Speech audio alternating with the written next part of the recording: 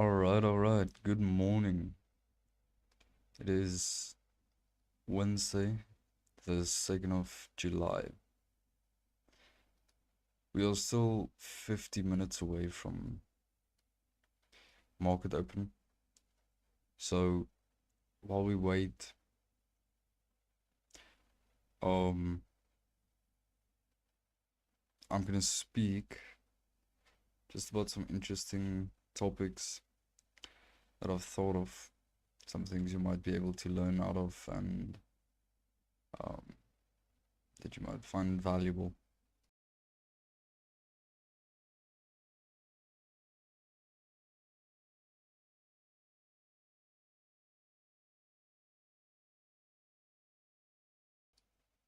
So with it being a new month, I noticed a pattern a few years ago. I actually noticed this pattern. A lot of people, what they do is whenever there's something new, a new year, new day, new week, new month, new quarter, but it's usually not on small milestones like new weeks or new days. It's usually on either new months or more accurately, more likely, they do it on new quarters and New Year's. And I'm sure everyone that's hearing this agrees with me and have seen it from themselves. What people do is they wake up in this new mindset and they believe they have this belief that they think they're gonna, just because it's suddenly a new date, it went from the 31st of December, the very end of the year, to being the 1st of January, the very beginning of the year. And they believe that suddenly, just because it went from the 31st to the 1st, that they're suddenly going to start to be more disciplined, or they're gonna learn something. And I'm sure you know this, but a majority of the people, they do they go to the gym, on New Year's. So they go on New Year's, they decide, it's a new year, new me. That's the saying. And they say they're gonna work out, get some goals, or achieve some goals this year, and then by the 5th of January, they're back to their old habits. Because the problem is they didn't have discipline. They think they had discipline, and they thought they were ready. The problem is discipline is skill. So it's just like learning, for example, learning how to trade. It takes you 2, 3 years to develop the skill. And same with discipline. It takes a few years to develop a skill like discipline, because it's not something that you can learn from someone else. You can't watch another guy be disciplined and also be disciplined immediately. I mean, sure, you can learn some habits from him and copy his routines and things like that, but that still won't give you any discipline, because discipline means, for example, this morning I didn't feel like getting up, but I still got up. I'm still putting in, and I'm still going to put in the work today, because that's discipline. Even though you might feel like you don't want to be here, you feel like you don't want to do it. Showing up, that's the discipline. And the reason why I say it takes years to develop discipline is because I'm speaking from experience. For example, I started trading in 2023, and I never really learned anything up until, because I started in early 2023, close to the beginning of the year. I think I started in around March, possibly February, and I had learned about trading, not learned it, but learned about trading before that.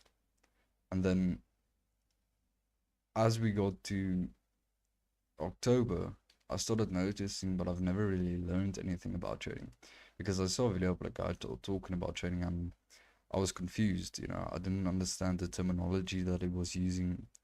any of the things that he was saying. I didn't understand that, so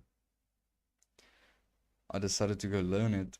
Learn about this technical analysis that he's talking about. I didn't know what technical analysis was, and I went and learned it because my entire strategy was, it's some indicator strategy I found on TikTok. It's not really trading. It's more like, just wanking around. So what I did was I started learning. I learned for a few days about technical analysis, all the basics, the support and resistance, market structure, Fibonacci, trend lines, all those basic things, and the terminology, all those things. And then what I did was I didn't really learn anything else after that. Up until I would say like 6 months, 6 or 7 months later, where I learned about risk management, psychology, those things, the things that take you another step further. So I learned about psychology, risk management, those things. And after learning about those things, I still, kept level headed. I never backtested. I well, the right word isn't level headed. It's more like just leveled, not going up or down. But after learning about risk management and then psychology, what I did was I started seeing some profitability in my trading, but it was slow, and I never continued learning. I did have a journal, but I never really learned out of my trades. I never studied it. I just journaled it and left it there. And a few months go by, and eventually I start to become unprofitable again. And then what I did was I started learning again, studying my trades and studying my entries, especially because I had a problem with my entries. And then what I did was after studying my entries, I also created a new risk management plan. I basically changed my whole strategy in a sense, in a better way, based off of the mistakes that I was making. So I made changes based off the mistakes that I was making with my old strategy. And then what happened was I started seeing some profitability again, started working harder, learning out of every trade that I take, saw more profitability, and yeah, now we're here right now. And the thing is, like I said, I didn't get to the point where I am today, where I'm profitable. And by doing the work from January, I didn't wake up the 1st of January and say, I'm going to be a trader this year. I'm going to become profitable this year. This started in 2023, and if I had to think about it off the top of my head, in the entirety of 2023, I probably only put in like 2 hours of work, honestly, in trading. That includes everything. Studying, backtesting, all those things. 2024, I probably did like a couple hundred hours, but still not a lot. And as of right now in 2025, I've probably did more in the last 2 months that I did in the entire 2023 and 2024 combined.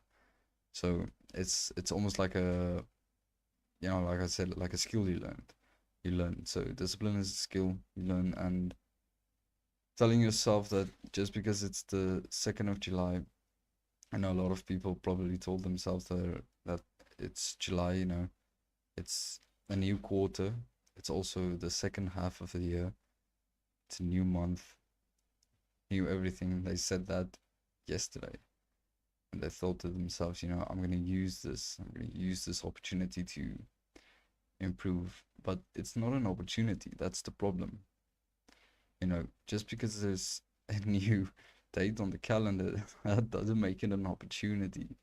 Like, it's the furthest thing from an opportunity. It's just date. You give it too much value. You put put too much value on the wrong things. It's just a date on the calendar, on the calendar. You know, tomorrow it will be the second. The day after that will be the third, then the fourth. So you're telling me every second, every minute, every hour, you're thinking to yourself that this is a great opportunity. You know, just because it's a new date on the calendar, that doesn't make sense. You know, what about today? You know, who cares about so much about these milestones, you know, or marks on the calendar, you know, new months, new quarters, new years. What about right now? You know, let's say, for example, you work a job as a salesman, you know, if you decided to, you know, work a bit harder, do some more outreach, but you only want to do it every 1st of January, how are you going to become a good agent, you know, a sales agent? But if you wake up every day and decide, you know, I have a new day, that's an opportunity. You know, having a new day to do it, that's an opportunity. Just because the date changed on the calendar, that doesn't make it an opportunity. What is an opportunity is tomorrow and today and right now.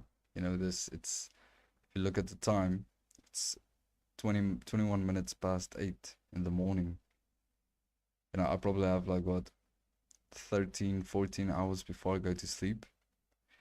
You know, I cannot sit here for the next 14 hours and do nothing and then tell myself tonight when I go to sleep, you know, tomorrow is a new day, new opportunities. Yeah, but what about the 14 hours that I wasted?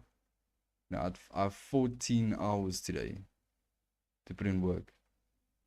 You know, I can work on putting a new short video out. You know, you can go check out my short videos if you like to doom scroll, you know, brain rot yourself. At least do it with some education, you know, watch some educational videos. Don't have a lot right now, but you'll see a new one every day, and just tune in, just go check it out.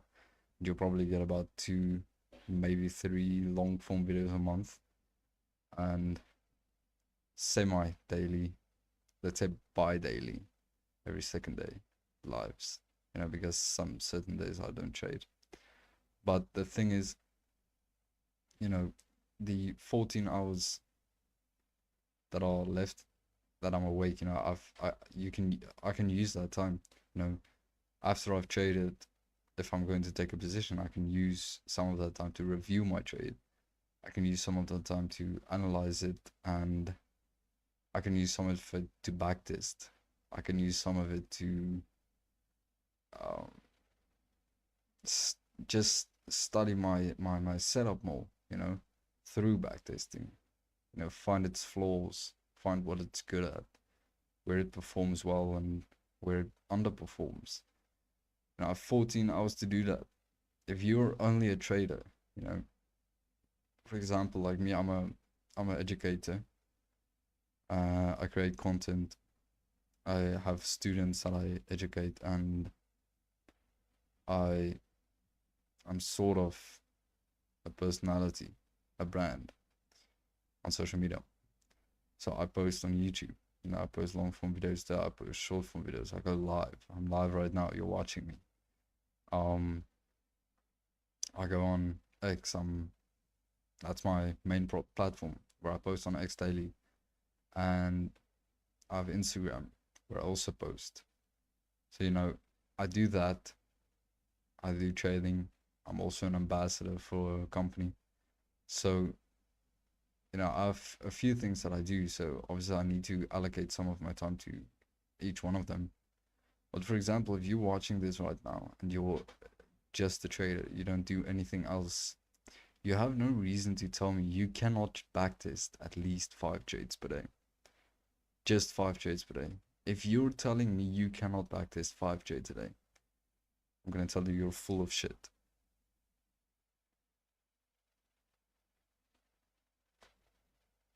Because the reality is, even me,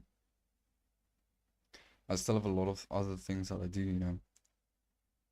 I'm probably gonna spend two hours today working on a short video. Gonna spend probably 5-6 hours on Twitter or X, whatever you want to call it.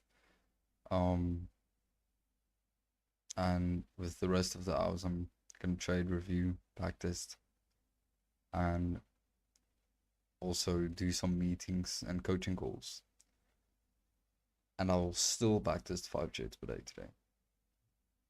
And the thing is, on average, it takes me about 10 minutes to backtest one trade, because I backtest the trade and then I review it afterwards. It takes around 10 minutes. And 5 trades is less than an hour. You know, I still have 10 minutes left in the hour. So, you know, after every trade, you can sit for 2 minutes and procrastinate, you know, sit and look at your ceiling if you really want to. You know, so you're not sitting constantly at work. You don't have to sit constantly at work. You know, the point is you just need to actually do something. You know, you cannot backtest once a year and think that you're going to be profitable somehow. And by backtesting 5 trades a day, as an example, you know, you're getting what, like 150 trades a month, you know, 150 trades per month. That's 150 data points. You know, if I could switch over. Let me quickly switch over. Let me show you something.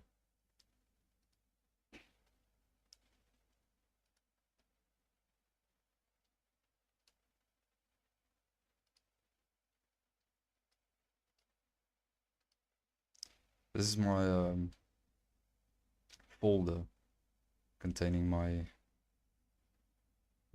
backtested trades. You can see 1 through 10, 11 through 20, goes all the way up to 100. This is just 100, my first 100 that I've backtested. You know, like this. My analysis is there, screenshots of the trade. If I go, for example, to like 40, you can see like 36 screenshots of the trade, my analysis. You know, I have everything here in this folder, and I have a document on my Google Docs where I save the statistics, and those statistics help me live trade. You know, the statistics that I've gotten through backtesting help me decide that whether I want to sit and wait for something, a certain something in the market, or whether I want to execute right now, whether I want to add another position or not, whether I want to take off some risk, put on some more risk, have some more risk to reward, have some less risk to reward. Sorry about that.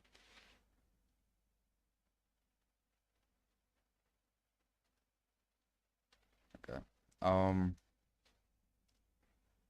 So those statistics I've gotten through backtesting. If I didn't backtest, I never would have had statistics. And without statistics, I wouldn't know what to do. So if you're a trader, no matter what you do, if you have a job or if you're only a trader, if you only trade, I mean, you can backtest 100 trades a day. No excuses. If you have nothing else that you do, at the bare minimum, you can backtest 100 trades. Alright, maybe not 100, that's a bit much. Maybe like 40, 50. You know, you have no reason to not backtest 40 or 50 trades a day. And if you do other things as well, you know, you should still be backtesting at least like 5 trades per day. And because those 5 trades per day, you know, it gives you a lot. And if you think about it, you know, 150 trades per month, that's like what, 1,800? Is my math correct? Yeah, it's like 1,800 trades a year.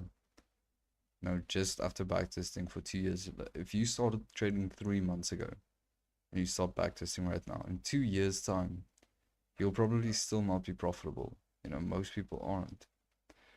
If you had backtested 5 trades per day, you probably will become profitable in like a year, less maybe. I would say definitely less, because the power of backtesting is really underestimated, and it's not talked about enough. But let's say you only become profitable in 2 years' time, even though you backtest, right? You'll still then have 3,600 trades that you've backtested. You know, the first trade that you backtested is going to be a whole lot different than the last trade, because you know you change your setup as you gather more data on it. You find what works and what doesn't.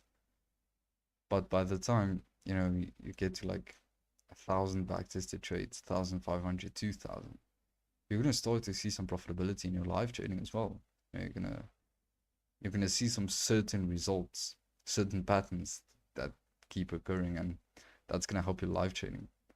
And by improving your live trading, or your by backtesting more, and by improving your live trading, you know, it's all rounded. So the more you backtest, the more you improve your live trading, and it's a cycle. You know, the one fuels the other, and by the time you get to 1,000 backtested trades, you know, when I got to 1,000, I was already profitable. You know, I started this year probably with less than 50 backtested trades, you know, 50. And as of right now, I'm close to 1,500. And I've only started backtesting recently. You know, a few months ago, I started really backtesting because I started realizing the power of it. You know, I got profitable without it, sure, but it took me a long time, and I didn't know how to become profitable, what I needed to change. I was just changing things at random. You know, and I was using my journal. You know, I had a few hundred trades that I could use from my journal, but still it was more random than anything else because I didn't have hundreds of trades that show me data. And now having these close to 1,500 trades, and with confidence I can execute every position, and I do. I don't have to wonder about a position. I don't have to sit and ponder, you know, should I take this? Shouldn't I take this? Do I know what to do? Do I not know what to do? Do I know what to risk? You know, I don't have to do that. I can easily just execute, enter and exit, no problem, because I know what to do. I know what I've backtested, and those 1,500 trades that I've backtested have helped me. So by doing 5 trades per day, it will take you almost a year to, it will take you 10 months, about maybe a bit less than 10 months, to get to 1,500 trades. But you'll probably be profitable before you get to 1,000. You know, by the time you get to like 600, 700, you're definitely going to be profitable. So, you know, all you need to do is take the leap, backtest 5 trades per day, give it 6, 7 months, you know, review. You know, just backtesting isn't going to help you. The point of backtesting is to use that data, you know, to find where you can fix, because backtesting is just gathering data. The data is what's going to make you profitable. You know, you look at the data, what's the problems, how can you fix them, things like that, what works, what doesn't, you know. And give it 6 or 7 months, you know, review those trades, analyze them. Why do they work? Why do they not work? And by doing that, you give yourself 6, 7 months, and trust me, you're going to be on a whole different place. But I think we're getting close enough to market open. Let's quickly review. So we actually don't have any news today except for this, you know, nothing too interesting. Let's quickly do an analysis. So this will be my recent high on the 4-hour. And then this will be my recent low on the 4-hour. As of right now, we are bullish. If we do close below this, we have broken market structure. And if we close above this, we are continuing. As you can see, we are creating lower highs, lower lows on the 1-hour. And that indicates to me that price wants to push lower. And if you look at the 4-hour, look how it pushed lower here on Monday. I actually remember this. I went short. I think it was on this candle. Wicked me out, then pushed down. Bit of manipulation going on here. Simple. This is actually something that in the beginning of this year, this pattern showed up quite frequently. It's a AMD pattern. If you do not know what an AMD pattern is, it's this: accumulation, manipulation, distribution. Anyway, I don't care about that. I only care about what will happen once the market confirms it. Okay, so this should also be my recent low on the 1 hour. And this should also be my recent high on the 1 hour. Okay. So what I'm going to do is I'm just going to wait for price to break either the high or the low. I'm going to take a long when price closes above this level, and I'm going to take a short if price closes below this level. And for example, as of right now, market structure is bullish on the highest time frame, the 4 hour. So for example, let's say we get something like this. I will go long right here. Right here, I will take a long position. The reason for that is because the highest time frame, and of course, considering the highest time frame is still bullish, if this happens, because the reason for that is price pushed down, highest time frame is still bullish, pushed up, still bullish, and now it created a recent high on the 1 hour. So now by taking this breakout or continuation, I'm just trading the continuation, the trend. I'm just trading with the trend. So if something like that happens, I will take a long position. Price closes below here, I will take a short position. Above here, a long position. That is all I wanted to say. And just another note: stop being stupid, start being disciplined. Thank you.